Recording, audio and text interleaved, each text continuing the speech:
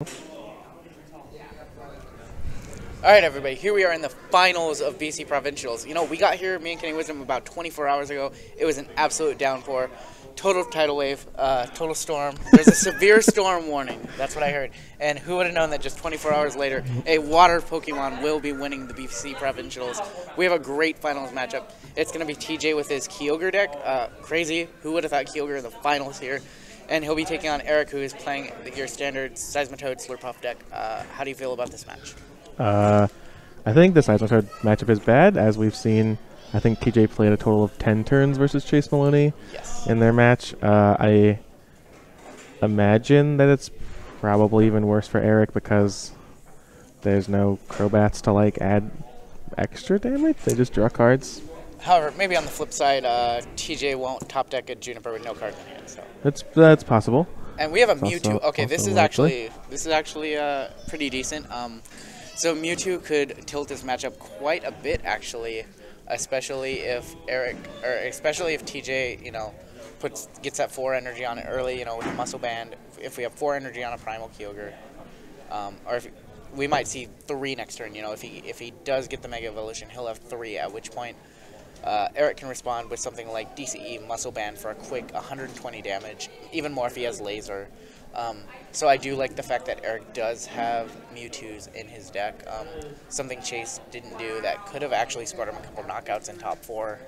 And then you add that with the draw of this Slurpuff.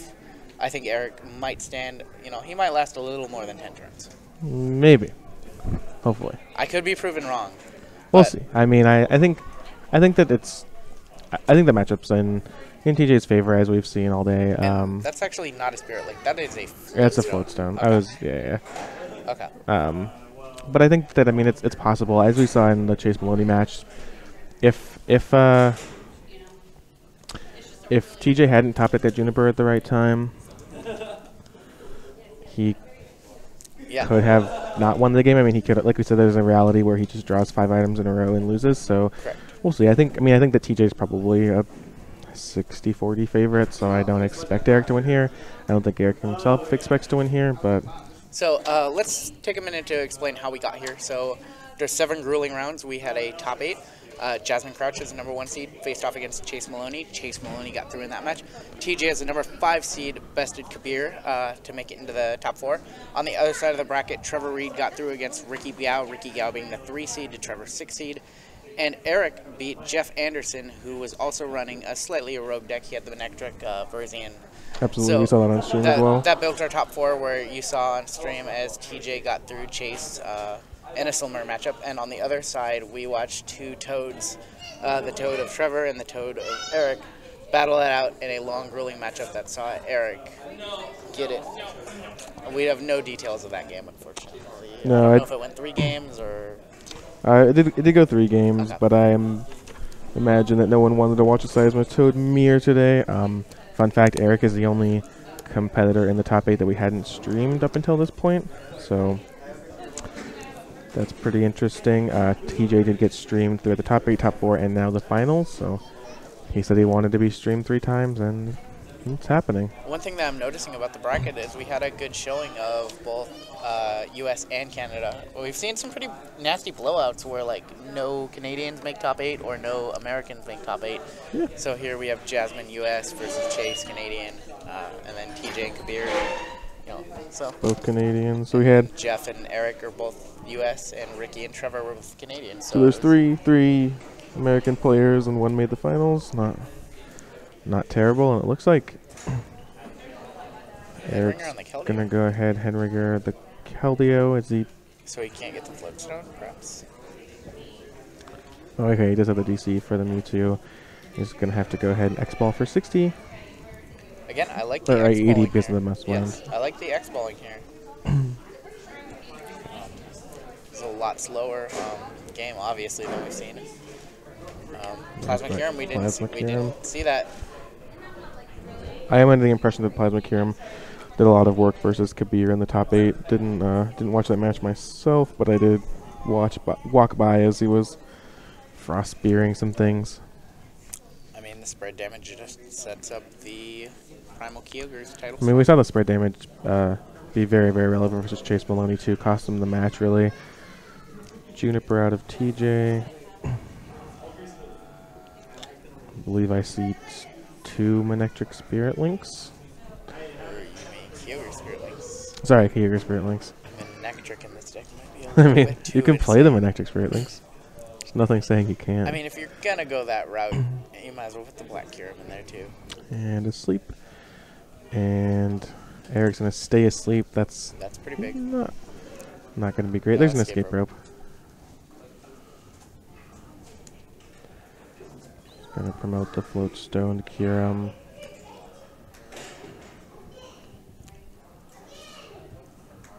And is he gonna ship the turn here? it looks like Eric's gonna take a look at his discard pile. He might have a Versus Seeker in hand. Got me talking like you now. Ship the turn. Yep, there is a Versus Seeker, the N. Rising Rivals edition, getting an N. Any wisdom with the history of the game knowledge. I could not tell you what that set was from. I would have, if I had to describe it, I would just say the more expensive VS Seeker. Up until the next set, when there's an even more expensive VS Seeker. And there's a $50 one. What cards are not going to be $50 that are ultra rares in the next set? Seems insane. Shaman EX. Just kidding. So the Rough Seas is going to help both players. I mean, like we talked about before, I just have to imagine that it helps TJ much more when he's doing hundreds of damage and. Wow, I think I see 2 Mega Kyogres or Primal Kyogres in his hand. Looks like it. I think I might just consider. Did he? So he can evolve those. Yeah, I would consider just Mega Evolving the other one and shipping my turn at this point.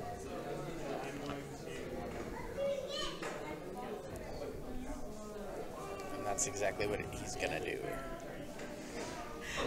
Just leaving the Spirit Linked one there doesn't really have a whole lot to do anyway. There's no reason to. And we don't know the contents of Eric's hand, but we do know that TJ has a plethora of supporters in his hand. I know he has at least a Lysander and a Shauna.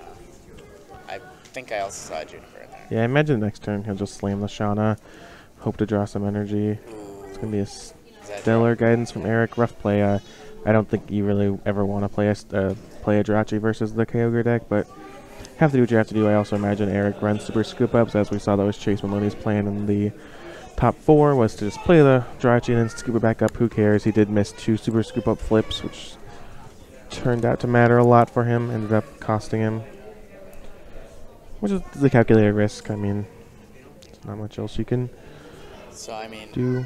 We're at the point right now where all TJ is looking to do is find energy cards. It doesn't even matter if he misses Lysander, for example, at this point, because he's just going to set up everything else anyways.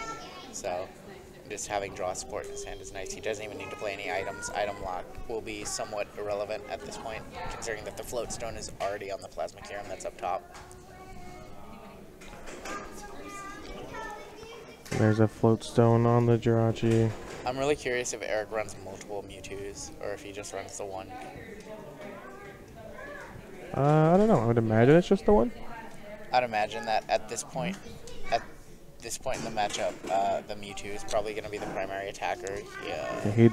Jonathan Perenata confirms he does just play a single copy of Mewtwo EX. And there's another Quaking Punch, followed up by an N.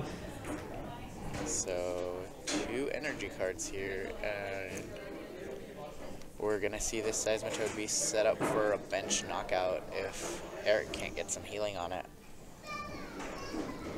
I also just think that it's inherently good that with only 90 HP, you can just triple snipe the Jirachi for 2 free prizes. It's huge in decks that can snipe. Yeah, definitely. Like I said, I don't think any... Oh. There we see the 3 waters in his hand. Wow. I'm going to go ahead and heal and then... I mean, one good thing about the Rough Seas is that it will take the Seismitoad out of from the bench anyways, it will take it out of the 150 range, the snipe range for a knockout. So that is good. So yeah, that's just like, I think this is sort of like icing on the cake, really. Like it's still going to be knocked out pretty easily next turn. yeah. Crushing Hammer heads. That could actually matter. He does have the float stone there. Right. I know he has at least one water in hand, so not going to be too relevant. But enough float stone heads could slow him down. Unfortunately, he's trading at the rate of 2 for 1. Right. Assuming TJ ever has 2 in hand. And I believe I saw an energy retrieval in TJ's hand as well. So. Yeah, actually, you are correct. What can we say about this Kyogre? It just came out of absolutely nowhere with the lack of Verzi and Genesect being played up here. And as long as this deck seems to be able to get by Leafeon, you know, Leafeon's the only other major grass attacker that we've seen today. We do know that TJ, I've heard anyways, that TJ does run one weakness policy for that. I'm not sure how relevant one would be against a heavy grass deck. But yeah, I mean, me and Amelia during the switch around to the conversation that said, you know, hey, there's all this Seismitoad here. If you play Verzi and Genesect, like, you just are in such a good position, but no, everyone was too afraid to play it. But actually, I think the key was just playing Kyogre.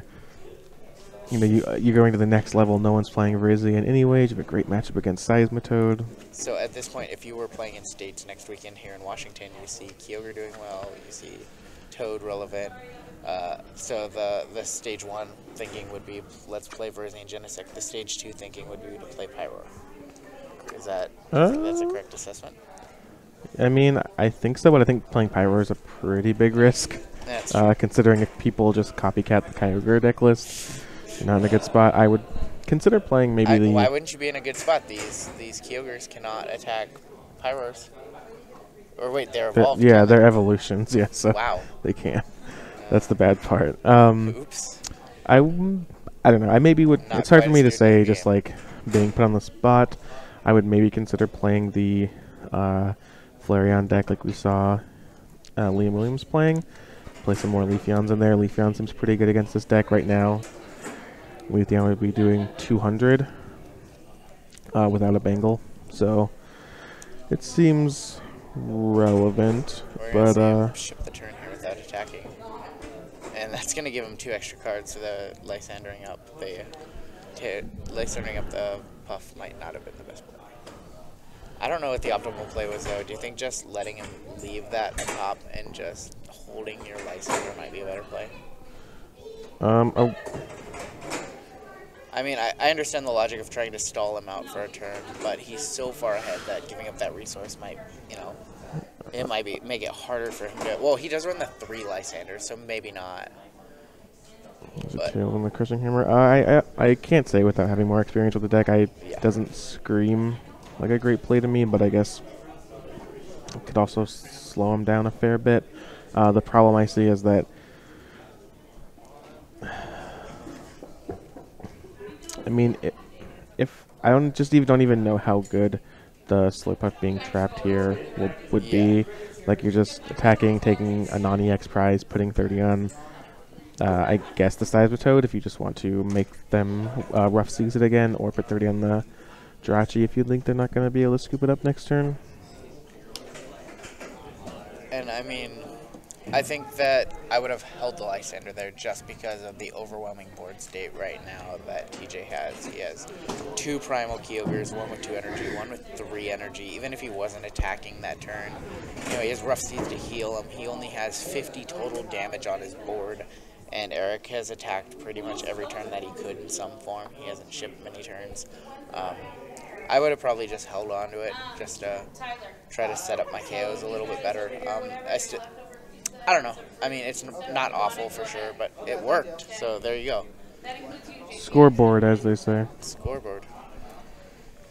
And there's Juniper. Let's see some energy. There we go. All right, there's a pocket of 2. 2 is enough.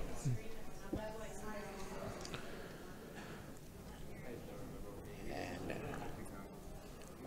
so now I imagine he's going to attach both and then ship both to the other Primal Kyogre. Yep, I imagine so. Going to set him up for the attack. Yep. next turn. He can also, if Eric can't do much to the active one, he can just attach to it for a single energy next turn. I mean, what? So with 60 damage on it, the Jirachi absolutely needs to be super scooped up or healed. Otherwise, you know, it's a 4-price play for just about any other EX on his board, unless he benches a fresh Toad or something like that. I imagine that if he can't scoop it up, he's just going to leave it active. Yeah. So that at least it's taking the burn of the damage and that there's no 4-price shenanigans happening.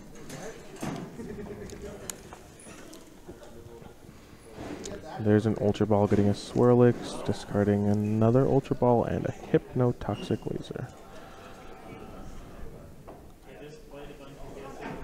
And does get scooped up in a little bit of a different way. Now Eric looks like he's considering promoting the Seismitoad EX or the Mewtwo. Could also just promote the Swirlix, I guess.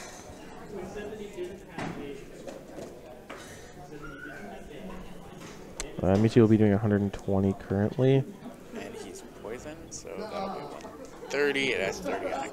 Yeah. I think that's what we're going to see here.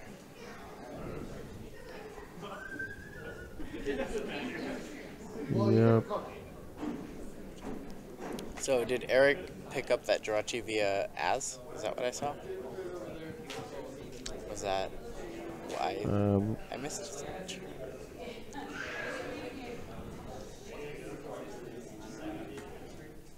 Alright, so we did see a professor's letter in his hand, and a retrieval. Wow.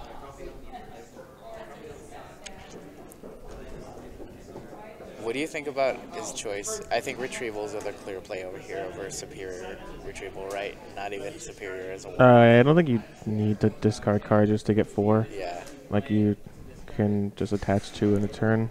Yeah, that's correct. It was Cassius. Oh, so the chat has told us that it was Cassius how he picked up his... Yeah, sorry, I meant to answer you and then I got pick up his distracted. Jirachi, not his Juniper. Cassie could pick up Juniper, that'd be pretty good. Ooh, boy. There's just so much water energy on that field. Like, it's insane to me. Imagine how good a Leafeon would be. Leafeon would currently be hitting for, was there 9 energy on the field? It's against weakness? 360. 360.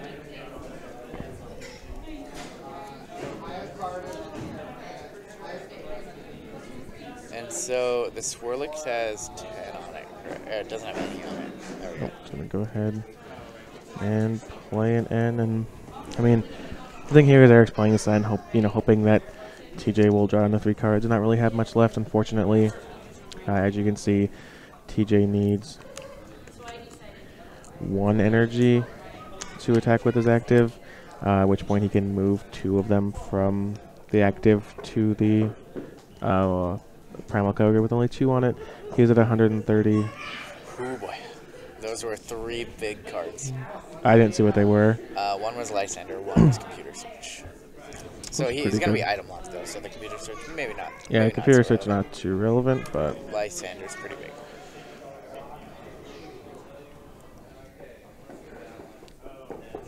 With a Crushing Hammer. Did he get an energy? He does not have an energy. Interesting. He will not be able to retreat that active Kyogre. Unfortunately, without an energy, but there's a Shauna. So Shauna puts him right back into the game. So he has 9 energy on board right now. I wonder how many. There has to be between like 2 and 3 left in his deck. But there's no energy, so He's probably just going to shoot. he's going to pass the turn and go to 200 damage and be knocked out by that Seismitoad. Oh, sorry, he's going to heal. He's gonna rush Oh, he can in actually fast. still rush in. He's not retreat. So this is actually a dangerous spot though, because that means that this Keldeo won't be able to retreat next turn either, because he does not, to my knowledge, run DCEs. Does That's he? not. No, as far as I know, he doesn't. I don't know why he would. Right. To my knowledge, an it's just between 10 and 12. Interesting play. I think you were probably just fine with letting the Kyogre get knocked out there. Eric will go down to 4 prizes, and then TJ will be able to respond, whereas in this position it seems to me like you're just letting Eric have more turns. You're just giving Eric more turn, more opportunity to create a more controlling board state. I imagine that if Eric Quaking Punches this turn, the Keldeo goes to 50, TJ can attach and pass, and then has another 50. I don't know. It doesn't seem like the correct play to me, but it's very possible that I'm missing something. I'm missing a nuance of the. That we're sitting here commentating on a match, not actually in the finals. It's a possibility. When was the last time you were in the finals of a Play Pokemon event, King? Goodness. League Challenge? Yeah, League Challenge don't really have finals. I mean, but I did play at the EXO slot of one in the last round, so I guess then. Better than me.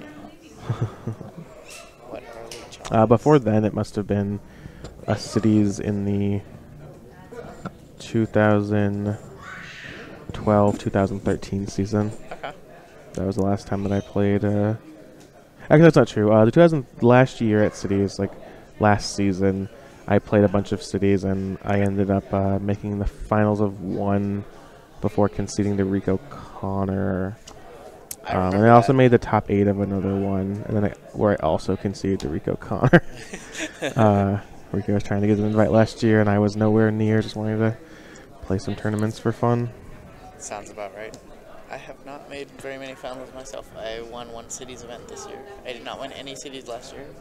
Not any good events last year. Besides cities, like David Cohen has never won an event that's not a Battle Road, a cities, or a world championship. Like, just winning events doesn't actually matter that much. Like, in Pokemon you have a lot of opportunities to win cities or Battle Roads or things like that, but I'm sure that there's plenty of good players who have never won a states or a regional.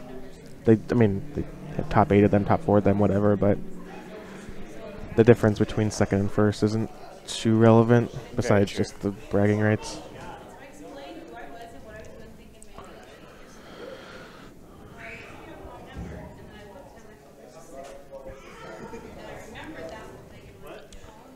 Yeah, so we're seeing the spot we were just talking about where that Keldeo's kind of stuck there and is going to... I mean, I honestly have to believe with how much water energy that that TJ has on board, like, I don't see... How many cards does Eric have in hand? He's going to go ahead and play an N. I just don't see a world where Eric is able to overcome 3 Primal Kyogres just ready to go. I mean, I guess there could be like a potential like alternate win condition here where like he manages to get something stuck up top, and I'm even struggling to see that because the prizes right now benefit TJ. Yeah, I mean, there's not gonna. I mean, I think this is fine. Like, I think that TJ is still going to win the match. It's just that I just don't see why he wouldn't have let Eric take those prizes 2 turns ago and then just once in a. It's very possible. I mean, Eric is definitely not eliminated from the game. I mean, TJ is going to go ahead and deal 150 to the side of this turn, and then Eric's going to have a turn of attacking. There can be a situation where he plays a super scoop up, resets, does 50. You know what I mean? There's a different situation where he can crawl back into the game. It's not as if the game's over. It does look highly favorable for TJ, but I guess I would like to see a Lysander here on one of either the Slurpuff or the Swirlix to set up the 2 Toads just for another 150. Yeah, and that's probably what we're going to see. So he'll go down to 2 prizes right now. Oh, wait, why is he shipping the turn? Does that not a float stone attach the Cure? I believe it's a float stone. I'm not sure why he oh, does he not have does he have 3 energy on everything? No, he has 4 on. He has 4 on. Really confused at what just happened. Both of the top ones. I was really confused at the Swirlix pass. may just be trying to deck him. I don't know how many Birch Seeker in Eric's discard pile. I very well may have missed something. It is approaching 11 p.m. I've been awake for 17 hours.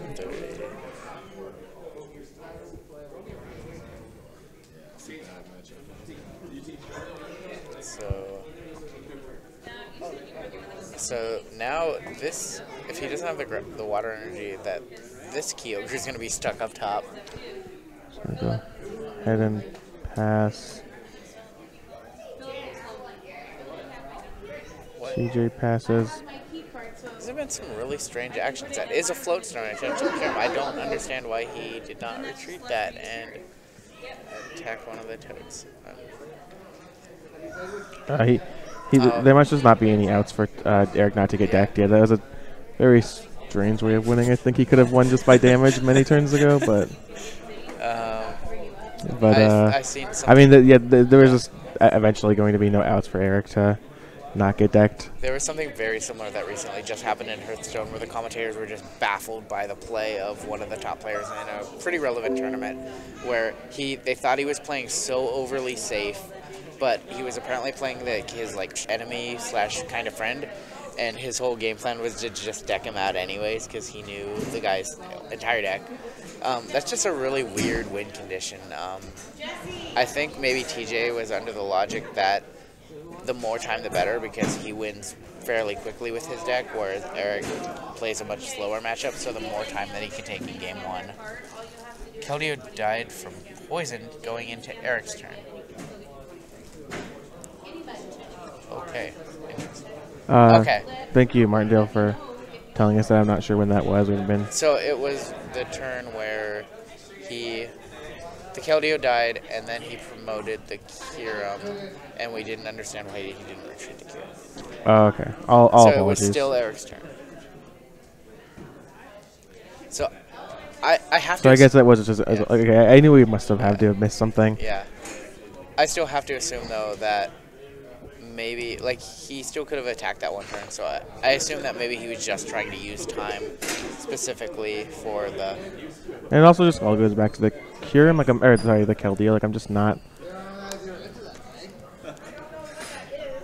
Did he give the head ringer back?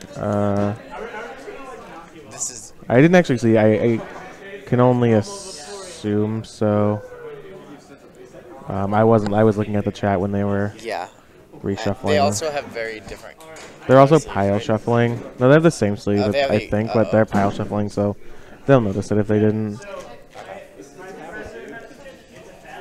So here we go. Kyogre up 1-0. This Kyogre deck is very fun to watch. Oh, sorry, they have different sleeves. I'm losing it today. It's okay.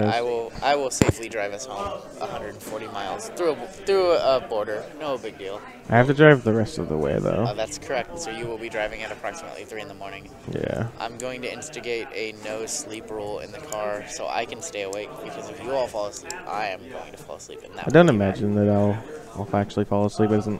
I'm going to have to hear the Airbud story told by Liam Williams again. I mean, there has to be more to this. Falling asleep just doesn't seem too useful. I'll get to sleep for 3-ish hours. Also, and then wake up and be really depending tired. on how fast this game goes and how fast we can get an interview with the winner of this matchup, we might be headed to a Buffalo Wild Wings. Can you dispel those rumors? I mean, if we got here by 11:30 and we can get to Buffalo Wild Wings by 1, that's an hour to eat wings. An hour to eat Doesn't wings. seem realistic, but a lot of things don't seem realistic. Us driving. What? I'm having my laptop. Zane's taking the. Zane is stealing his laptop. He's taking his laptop. He is not stealing his laptop. It also wasn't realistic for us to, for me to drive solely overnight 14 hours to NorCal with 4 other people in the car, none of whom could drive due to age or because they didn't have a wallet. But I mean, it happened. So also wasn't realistic for me and David Cohen to spend a week driving back to Nats from Nats for no reason, but. Not everything's realistic in Pokemon.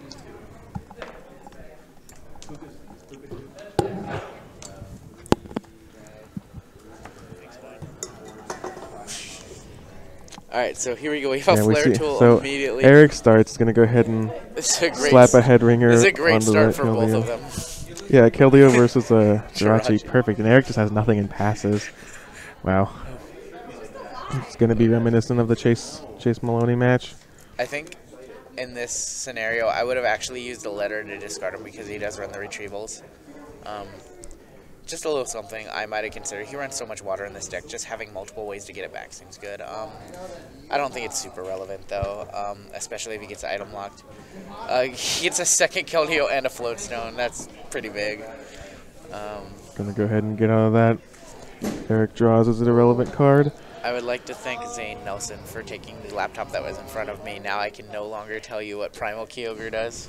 No, I have it committed to memory.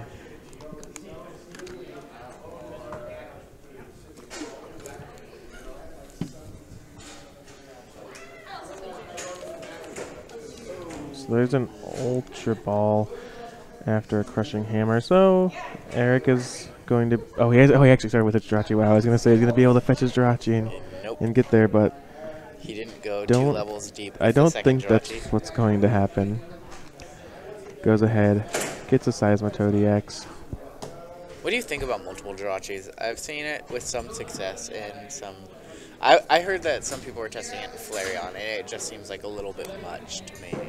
Liam Williams played it in Flareon. He played the second copy. It seems fine. I mean, you're going to be discarding them anyways. I don't think it's certainly not bad. I don't think most decks want it, but it's not terrible. One of the craziest things that I saw actually at Worlds in the grinder, a Weavile Execute deck made it in, and I believe he ran 3 Jirachis. That makes sense. It was one of me and my good friend John McClay and teammate John McClay, one of his good friends, and made it all 6 rounds with a Weavile Execute deck, grinded into Worlds. I heard about that. I remember hearing about that at the time. How did you do at the actual event? I don't think he did well. That was perfect beat. So we're going to see a Shauna. But I would just be thrilled to play a deck like that and then get through a very tough grinder field, especially with a deck like that when people are just opting to play the most consistent decks they have to not dead draw. So. We do this Shauna only hit 1 energy though, which is unfortunate. Gonna go ahead and attach it to that. Primal Kyogre, drop a Kyurem, and I guess just pass the turn. Eric top decks. Eric's drawn many cards. None of them have been supporters. But it's not exactly like TJ has much going for him either. I'm not sure he has... Yeah, I'm not sure he has any draw cards in his hand. I think I just saw all items, so yeah, just go ahead and pass the turn. Eric does a Colress, so... Slams a Colress for 5 cards. So, I mean, both players in pretty bad spots. Eric at least is leading with the Quaking Punch, and now he's going to get to draw 5 cards, and maybe we could see Eric take this game. Prize placement in this game? This is a very... I've seen multiple people do that. I don't really get it. I mean, it's fine. Like, I think the idea is that you want to have your prizes spread, which is how I like them too, but you don't want them to be too far along your bench. To be perfectly honest, I kind of like this because it doesn't interfere with your bench. Maybe Eric is trying something new in preparation for Roaring Skies when the stadium that allows a bench size of 8 the bench will be 80, just getting ready. This is really great foresight. Could be. I see TJ getting a little anxious, spinning that 30 damage, and there's the Quaking Punch. Draws what appears to be an item card. He's going to go ahead and evolve to that Primal Kyogre, and his turn ends. There's a computer switch out of Eric. I think the Mega Evolutions they seem to be pretty balanced. Like, they seem to be getting better because the first, other than the Kangaskhan, there really wasn't much that was too playable. The Spirit Links are huge. Yeah, I mean, it's no coincidence that most of the playable ones have Spirit Links. Like Manectric, I think, is a completely playable card. Kyogre and Groudon, or Groudon's very good. Kyogre has made an appearance here at least. Kangaskhan has seen fringe play, including in the top 4 of a World Championship. I mean, I would like to see Spirit Links made for some of the older ones, especially the Venusaur and Blastoise and Charizard. I would like to see more playability. Like, they're not awful cards. The mechanism where that you have to spend an entire turn not attacking when those cards require like attacks to set them up, for example. It makes them completely unplayable. You can't Spirit Link and then use a turn to set up and then be good to go. Like, the Spirit Links just help too much, and I would like to see like some sort of retro, like Kanto, package. I can see that. Yeah, I would personally like to see it. The Mega Kangaskhan, on the other hand, very powerful, doesn't need a Spirit Link. Yeah, that's totally fair. I think Mega Kangaskhan is powerful enough that it doesn't need to. It deserves the skip a turn clause. It would just be too powerful, I think. There's just too much you can do for that card. It just seems very beastly. I'm going to go ahead and attach a water and not use the ability to attach another water, the ancient trait, as it were. So, I mean, do you give credit to Eric here? He is, played this. I guess I don't even know if it's so much give credit to Eric is that this game just seems much more balanced in terms of it's not just one player, drawing the world, whereas that's kind of what we saw in the Chase Maloney TJ matchup. Yeah, I mean, Eric's staying with it. Like, both players are drawing very, very poorly. They're not executing their game plan at all. And it just seems like TJ has beefy Pokemon. Eric's not really doing much besides Quaking Punching, even though he is drawing a bunch of cards now. What are your thoughts on Acrobike over, like, say, Bicycle or Roller Skates? I think it provides sort of a different utility. Like, it just lets you, like, for instance, in the Flareon deck, it's obviously incredible because it lets you discard cards for free. I think in any deck that just kind of wants to get through their deck, do you think it's better. In a format that didn't have Seismitoad, we would see something where somebody running like 4 bicycles, 4 acrobikes, 4 roller skates, and 4 of the new like trainer posts that's coming out in Roaring Skies? I mean, I experimented with a Groudon deck that was the Landorus that can attach energy from your discard pile, and then Halucha, and then only the Primal Groudon, and you just played Maxi. You played Acrobike, Bicycle, Ultra Balls, Battle Compress, just everything. It just kind of gimmick was that you would just always Maxi it back. I don't think it's very good, due in part to the fact that you want to play 5 supporters or 5 items a turn and you can't get a Seismitoad. Right. But it's fun. Like, when I played it at League, I took 5-minute turns just acrobiking into an acrobike into a roller skates or whatever. But I think that we would see a lot more things. But I'm also just not sure if that deck's better than just running Groudon. Like, Groudon's just an actually fine playable card, as Kevin Baxter showed us in Florida. I believe we see John Kettler with Groudon today. I saw 801. Oh, in Texas States? Yeah. Interesting. Yeah, I mean, like, that's what I mean is, like, I think you could theoretically play those cards, but I'm not sure that's just better than playing Groudon. It's more fun because I like decks where you can miss and not do anything, but... Yeah, I was kind of glancing around on the spotty Wi-Fi here, just kind of seeing what was going on around the Pokemon universe. Definitely saw John Kettler sitting at 801 with Groudon that he has dubiously named Shepherd's Pie for some reason. Well, it's his deck.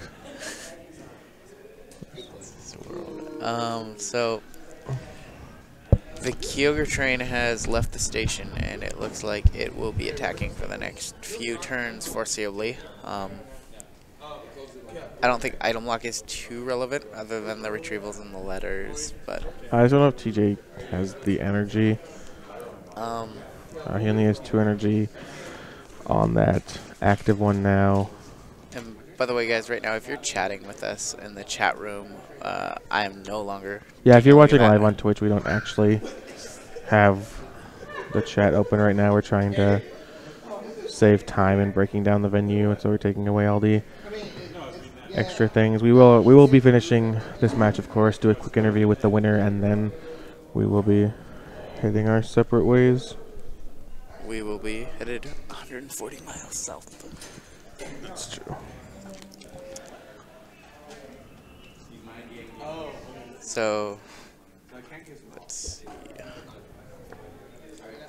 Crushing Hammers. Get money. What the? What the? And that actually puts TJ pretty far behind. I think even if he does have the 2 energy, he's not going to be able to... he can rush in with the Keldeo and then attach 2 to the other one. Rush and retrieve. Oh, sorry, you are correct. Keldeo does have the floats on it. Yeah, he does run the multiple Keldeos. And so... Yep, and there we see, I think he has 2 to 3 Rossies. energy in hand. Rossi's going to heal some stuff. I mean, this is going to take 2 prizes and put the Jirachi in range as well to take 2 more. This is such a strong deck. It just looks like TJ pretty much has a blast playing it too. I think that's important.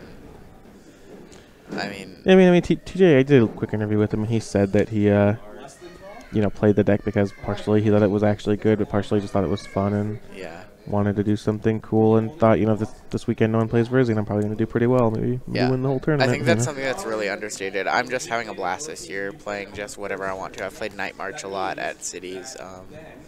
I played my wonky, Verzi and Genesect that ran, Pokemon Center Lady, just stuff like that. And I believe I was playing an Herbal Energy, just playing with your own style and flair, especially if you're not playing like ultra competitively and you're not worried about just playing the absolute top tier deck. I feel like there's a kind of an attitude in competitive Pokemon sometimes that Pokemon is not fun or that no one likes Pokemon, but that's clearly not the case. I mean, I understand being burnt out on the game. I understand not liking a format or, but the Pokemon is still fun. Like, we wouldn't go to tournaments. We wouldn't play Pokemon online. We wouldn't look at cards, talk about cards, build cubes, play pack wars, all these things. If Pokemon wasn't a fun game, you just have to balance what is fun to you and, where the line between fun and competitive is, and if those two can meet, and oftentimes they can't. I think Alex Brusea wrote an article in 2009-ish called "Boring is Better" for the Poke Gym, when that was a bigger part of the community. It just said, hey, like, all of the best decks have basically just been very consistent pieces of work. They're not really too flashy, and that's when you have to decide if you want to basically have fun or be good. And obviously there's some middle ground. I personally think that it picks up the Jirachi and puts it back in the deck. That's pretty big. With the Cassius again? Yes. Nice. I mean, my personal playstyle is more to have fun at this point, not play.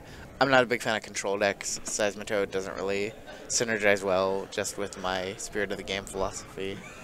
That's fair. But I mean, the tasting, the Slurpuff, the Puff Toad looks a lot funner. Just tasting. Like, it's a fun ability. I mean, Seismitoad Slurpuff is exactly the deck I like to play. I just like to draw extra cards and Lysander's trump card, all my cards back and draw them again. Like, it's a slow plotting control deck. Lysander's trump card. Lysander's trump card made a huge impact. I thought it was the most insane card when it was translated. I was like, and then it didn't see much play until, decks that operated out of the discard became big.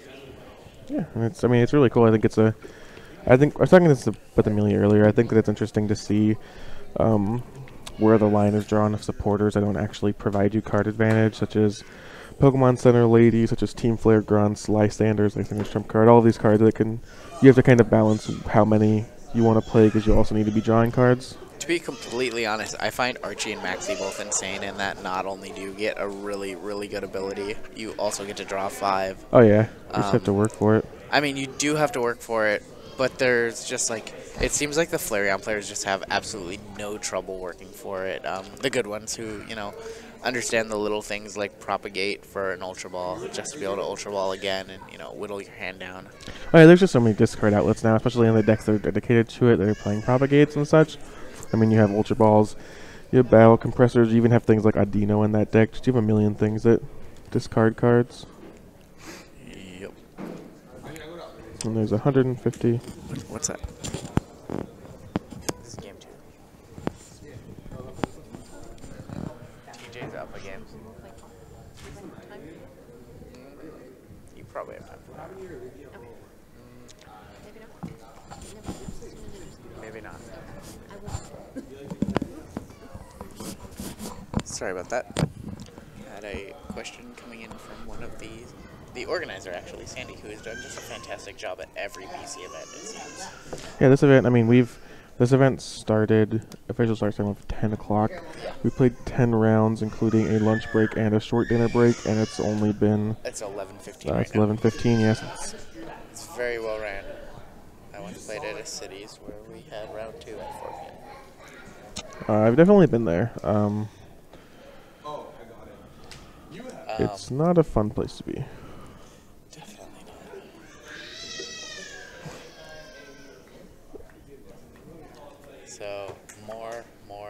energies. This primal growth ability is just so good. I didn't understand the benefit of attaching 2 energies per turn, but now it's just like very good. Very, very good. And there's going to be some healing happening. It's also going to go ahead and attack, knock out Eric's last. He has a Lysander in his hand and knock out Eric's last attacker he has right now, going down to 2 prizes, and this might just be the game here pretty soon. Kyogre, do you think this will raise the price of the card? Or do you think that...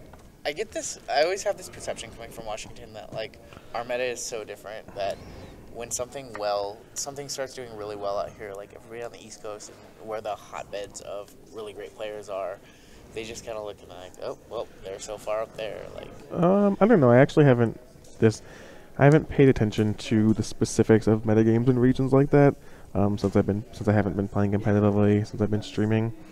But I mean, I'm sure that the thing is like, do I think there are other games where a card will be played and retailers will then raise their price of it? I don't think that's going to necessarily happen because of this event, but what might happen is that retailers, you know, wake up on Monday morning and see that they sold 12 Kyogres, and then that artificially raises the price. correct. Not quite sure.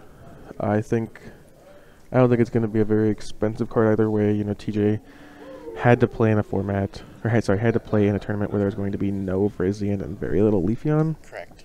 It was just I'm sure it's some combination of a solid deck list, an amazing meta call, some luck, and some solid play, like most tournament winnings are. That he just doesn't even run one single Archie in there. Eric draws a card. He plays a Verbank City Gym. I mean, I guess then again, he might have difficulty playing his hand down. We haven't seen him play very many one-card Junipers, for example, so even there. He just flashes the Lysander, and Eric's going to go ahead and scoop it up.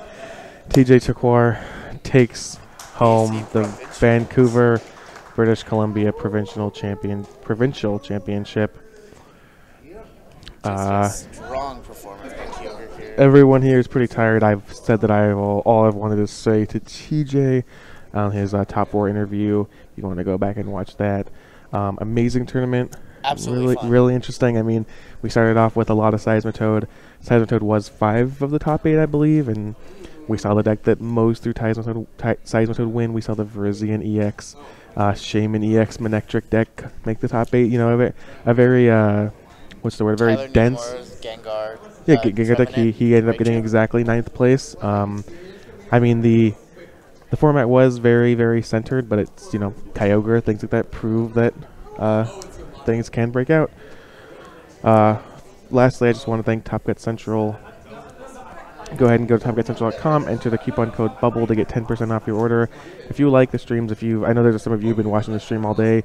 It only happens because of Top Cut Central, and I know you don't like hearing the promotion, but if without them we wouldn't be doing this. There would be no streams.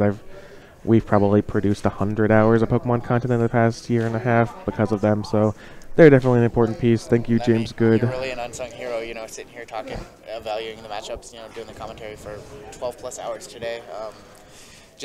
I know Top Cut Central, great, you know, but Kenny Wisdom, also great. Amelia, great. Everybody who's doing commentary today, excluding myself. No, thank you, James Good. Thank you, Amelia Bottomiller. Thank you to Drew Allen. Thank you to Sandy Moore and all the judges and TOs.